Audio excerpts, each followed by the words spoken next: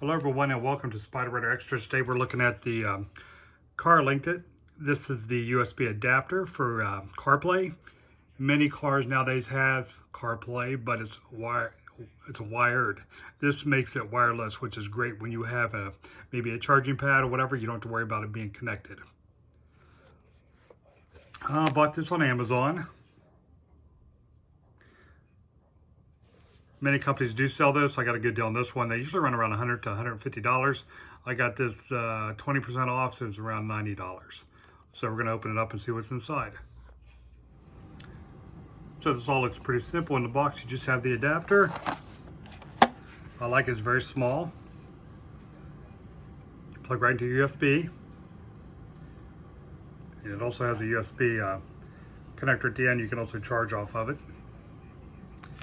And your instruction manual. So we're going to take it out to the car and see if we can get it working.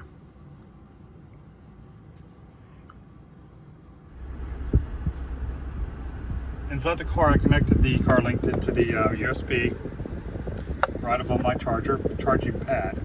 And as you can see on my screen, it comes up, use a Bluetooth connection, gives you the code. So you go under your Bluetooth, you find that, you click on that, and it should connect. So I'm going to do that next. Alright, I paired the Carlinkit, and as you can see, there's a flashing green light. And you can see nothing's connected to USB besides the Carlink. Now look up on my stereo, there you go. You have CarPlay now wireless. I'm actually holding my phone, there's no connections to my phone. And I can set my phone in the charger without having to worry about any wires. This is a pretty good device for, like I said, around $100. So guys, I hope you enjoyed my video. Like and subscribe as usual, and be sure to check out all my future vids on Spider Rider Extras.